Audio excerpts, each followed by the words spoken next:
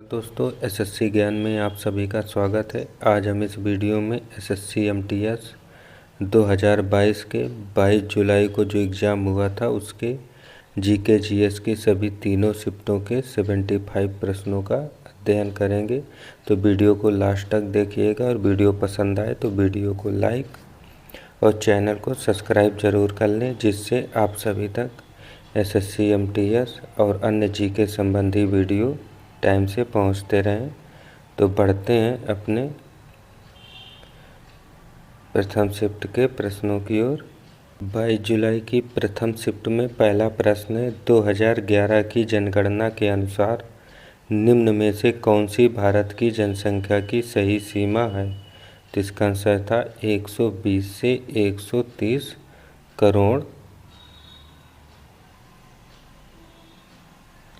अगला था, एस बालाचंद्र किस वादन के लिए प्रसिद्ध हैं? तो इसका आंसर होगा वीणा वादन के लिए प्रसिद्ध हैं। अगला प्रश्न था, निम्न में से कौन सा कथन सही है? तो इसका आंसर होगा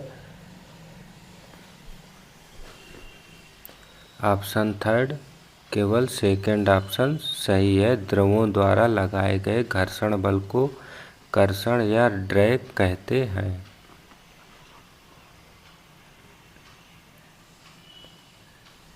अगला प्रश्न था, गॉड ऑफ स्मॉल थिंग्स नामक पुस्तक इनमें से किसके द्वारा लिखा गया है? तो इसका आंसर होगा अरुंधति राय द्वारा लिखा गया है।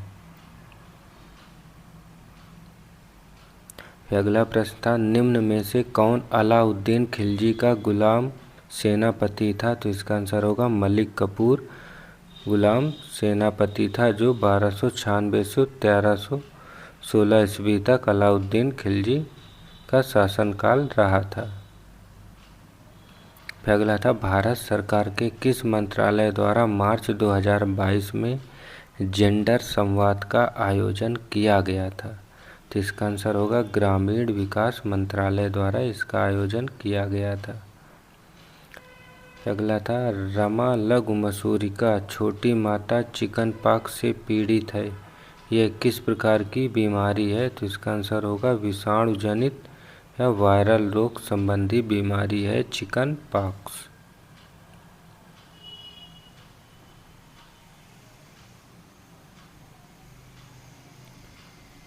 अगला प्रश्न, भारतीय संविधान का कौन सा मौलिक अधिकार मानव तस्करी और जबरन श्रम पर रोक लगाता है? तो इसका आंसर होगा शोषण के खिलाफ अधिकार।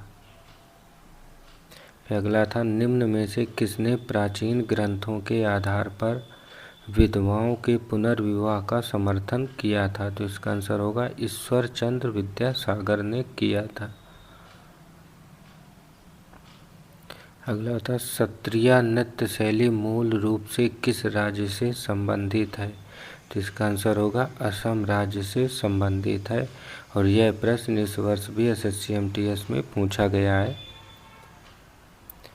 अगला था, भारत में जो सामाजिक समूह निर्धनता के प्रति सर्वाधिक असुरक्षित है वे क्या कहलाते हैं? तो इसका आंसर होगा अनुसूचित जाति परिवार, अनुसूचित जनजाति परिवार। तो ये दोनों ऑप्शन सही है। अगला था, राष्ट्रमंडल खेलों 2022 की मेजबानी कौन सा देश करेगा? तो इसका आंसर होगा इंग्लैंड ने किया था। अगला था, निम्न में से क्या मृदा के रंग गठन रासायनिक गुणधर्म खनिज मात्रा और पारगम्यता को निर्धारित करता है? तो इसका आंसर होगा जनक शैल निर्धारित करता है। अगला था, अप्रैल 22 तक उपलब्ध जानकारी के अनुसार भारतीय रेलवे निम्न में से किस वस्तु के टन भार के अनुसार सबसे अधिक फेरी लगाता है? तो इसका आंसर होगा कोयला। अगला था, मांडू उत्सव भारत के किस राज्य से संबंधित है? तो इसका आंसर होगा यह गोवा से संबंधित उत्सव है। अगला था, नील की खेती करने वालों की समस्याओं के निवारण के लिए वर्ष 1947 में कौन सा भारतीय आंदोलन शुरू किया गया था? तो इसका आंसर था चंपारण सत्याग्रह। अगला था सातवाहन वंश की राजधानी इनमें से क्या कहाँ स्थित थी? तो इसका आंसर होगा प्रतिष्ठान में स्थित थी। अगला था अंतर्राष्ट्रीय क्रिकेट परिषद आईसीसी क्रिकेट विश्व कप जीतने वाले पहले भारतीय कप्तान थे। तो यह थे कपिल देव और इन्होंने 1983 में प्रथम विश्व कप जीता था भारत की तरफ से। और दूसरा भारत ने विश्व कप जीता है 2011 में महेंद्र सिंह धोनी की कप्तानी में। और अभी तक T20 वर्ल्ड कप भी 2 बार जीता है, 2007 और 2024 में।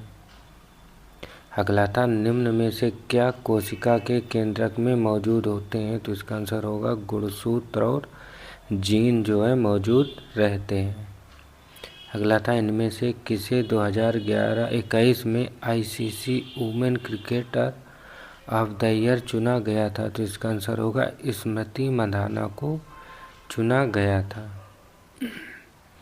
और इस शिफ्ट का अंतिम प्रश्न था बेस्सी पुरस्कार किस देश में दिया जाने वाला एक नृत्य पुरस्कार है? तो इसका आंसर होगा यूएसए में दिया जाने वाला एक नृत्य पुरस्कार है। तो ये थे प्रथम शिफ्ट के 25 प्रश्न। अगर वीडियो पसंद आ रहा हो तो वीडियो को लाइक और चैनल को सब्सक्राइब जरूर कर दें। बढ़ते हैं अपने सेकंड शिफ्ट के प्रश्नों की ओर। सेकंड शिफ्ट में पहला प्रश्न है कि नीचे दिए गए कथनों में कौन सा सही है? तो पहला कथन है टीपू सुल्तान को मैसूर का टाइगर ऑफ मैसूर कहा जाता है। तो ये ऑप्शन सही है। अगला कथन टीपू सुल्तान ने 1782 से 1799 तक मैसूर पर शासन किया था। तो इसका आंसर 1 और 2 दोनों कथन सही है। अगला था भारत में आयात और निर्यात की जाने वाली वस्तुओं पर लगाया जाने वाला कर क्या कहलाता है? तो इसका आंसर होगा सीमा शुल्क। अगला था किस भारतीय संगीतकार को life time achievement Grammy award से सम्मानित किया गया है? तो इसका आंसर होगा पंडित रवि शंकर को। अगला था सारे जहां से अच्छा गीत की रचना भारत के किस स्वतंत्रता सेनानी ने की थी? तो इसका आंसर होगा मोहम्मद इकबाल द्वारा की गई थी। अगला था कालबेलिया किस भारतीय राज्य की आदिवासी नृत्य शैली है? तो इसका आंसर होगा राजस्थान की। अगला था चेन्नई सुपर किंग्स ने किस टीम को हराकर आईपीएल 2021 जीता? तो इसका आंसर होगा कोलकाता नाइट राइडर्स को हराकर जीता था।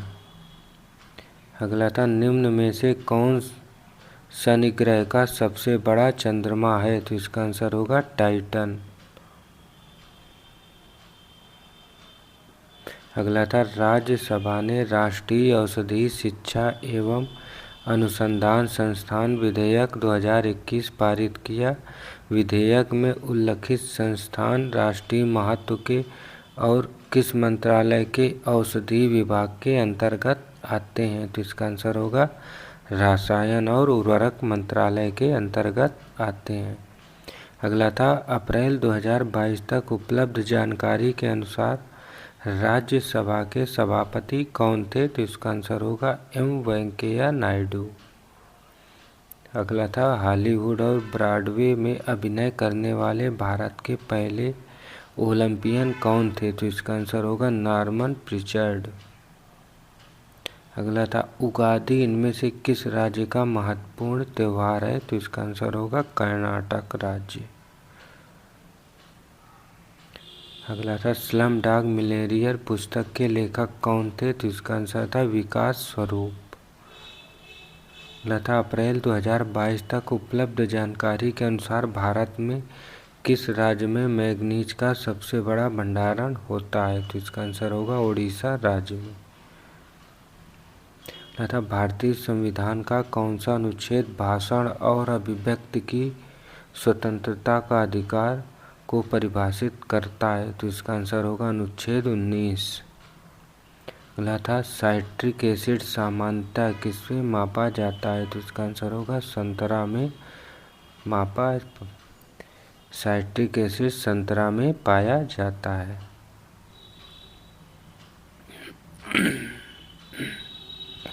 अगला है, ग्रामीण क्षेत्रों में एक प्रकार की बेरोजगारी को क्या कहा जाता है जिसमें लोग रोजगार वाले प्रतीत होते हैं लेकिन वास्तव में उनके पास रोजगार नहीं होता है, तो इसे प्रच्छन्न बेरोजगारी कहा जाता है। अगला था, पदार्थ की पांचवी अवस्था इनमें से कौन सी होती है, तो इसका आंसर होगा बोस-आइंस्टीन संघनित।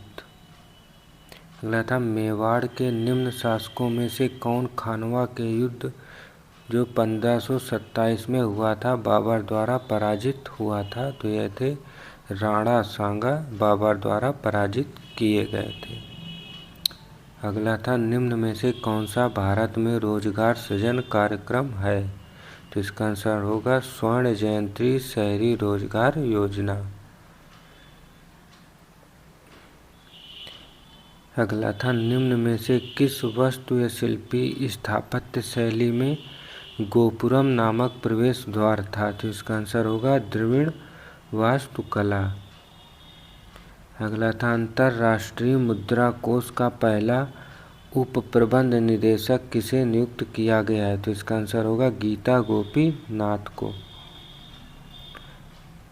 अगला था, 1953 में महारानी एलिजाबेथ द्वितीय के राज्याभिषेक समारोह में किस प्रसिद्ध कथक नृत्यांगना को नृत्य प्रस्तुत करने के लिए बुलाया गया था जिन्हें 1970 में पद्म भूषण से सम्मानित किया गया था, तो ये थी कुमारी कमला। अगला था, भारतीय सीमा क्षेत्र में आसान पहुंच और संपर्क के लिए सड़क नेटवर्क को बनाए रखने और विकसित करने के लिए निम्न में से किसका गठन किया गया है, तो इसका आंसर होगा सीमा सड़क संगठन का। अगला था, पुलकेशिन द्वितीय किस राजवंश के शासक थे, तो इसका आंसर होगा चालुक्य राजवंश के शासक थे। और इस शिफ्ट का अंतिम प्रश्न, एक स्थलीय परितंत्र में हरे पौधे अपनी पत्तियों पर पड़ने वाले सूर्य के प्रकाश की ऊर्जा का लगभग कितने प्रतिशत अवशोषित कर लेते हैं और इसे खाद्य ऊर्जा में परिवर्तित कर देते हैं, तो इसका आंसर होगा 1%। तो ये थे सेकेंड शिफ्ट के 25 प्रश्न। अब बढ़ते हैं अपने थर्ड शिफ्ट के प्रश्नों की ओर। थर्ड शिफ्ट में पहला प्रश्न है, प्रमोद सावंत ने मार्च 22 में किस राज्य के मुख्यमंत्री पद की शपथ ली थी, तो इसका आंसर होगा गोवा राज्य के। अगला था, सही कथन का चयन करें, तो इसका सही आंसर था कोशिका द्रव्य और नाभिक कोशिका झिल्ली जिसे प्लाज्मा झिल्ली भी कहा जाता है के भीतर संलग्न होते हैं, तो थर्ड ऑप्शन इसका सही। अगला था, मछली के हृदय में कितने कक्ष होते हैं, तो इसका आंसर होगा 2 कक्ष होते हैं। अगला था, निम्न में से कौन सा उपन्यास प्रसिद्ध भारतीय उपन्यासकार अमृता प्रीतम द्वारा लिखा गया था, तो इसका आंसर होगा रसीदी टिकट। अगला था, शुष्क पर्णपाती वन लगभग किनके बीच वर्षा वाले क्षेत्रों में पाए जाते हैं, तो इसका आंसर होगा 100 सेंटीमीटर और 70 सेंटीमीटर के बीच पाए जाते हैं। अगला था, निम्न में से कौन सा नियम कहता है कि स्थिर तापमान पर किसी गैस के द्रव्यमान का आयतन गैस के दाब के व्युत्क्रमानुपाती होता है, तो इसका आंसर होगा बायल का नियम। अगला था, निम्न में से किस एथलीट ने टोक्यो ओलंपिक 2020 में भाला फेंक में भारत का पहला स्वर्ण पदक जीता था, तो इसका आंसर था नीरज चोपड़ा ने।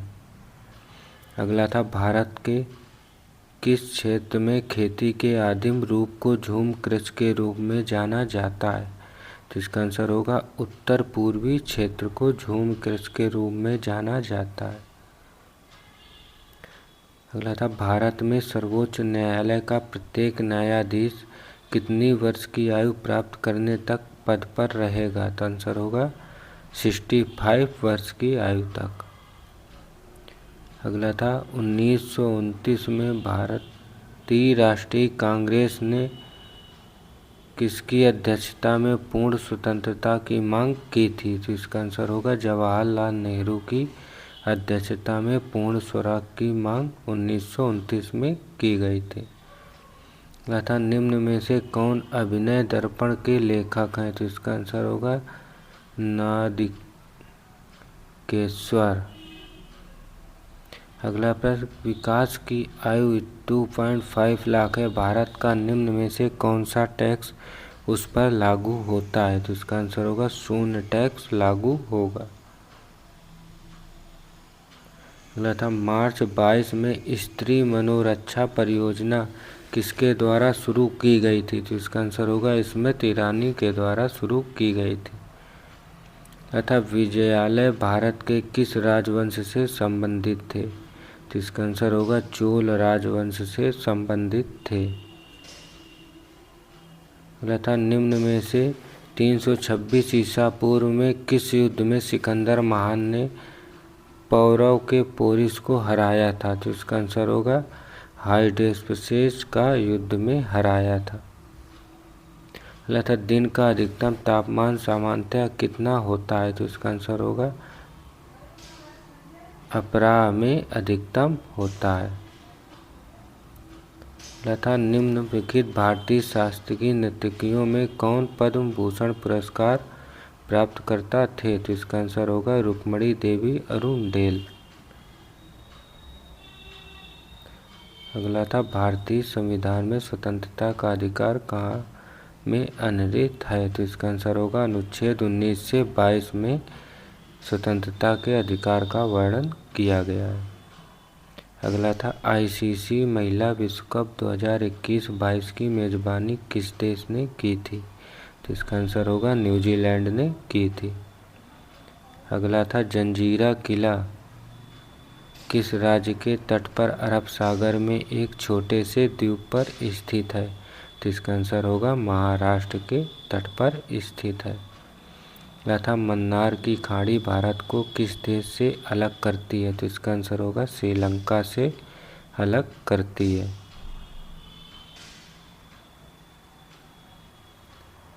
अगला था, निम्नलिखित भारतीय गायकों में किसे भारत की कोकिला के रूप में जाना जाता है? तो इसका आंसर था लता मंगेशकर। अगला था, परमहंस मंडली के बारे में कौन सा कथन गलत है?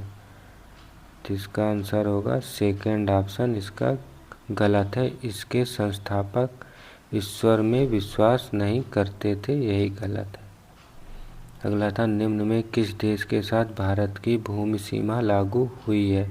तो इसका आंसर था भूटान देश के साथ। और इस शिफ्ट का अंतिम प्रश्न, मकर संक्रांति तमिलनाडु और आंध्र प्रदेश में कितने दिन तक पोंगल त्यौहार के रूप में मनाया जाता है?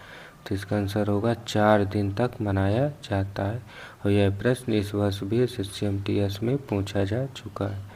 तो ये थे सभी शिफ्टों के प्रश्न। अगर वीडियो पसंद आया तो वीडियो को लाइक और चैनल को सब्सक्राइब जरूर कर लें। मिलते हैं अपने अगले वीडियो में, तब तक के लिए नमस्कार, जय हिंद।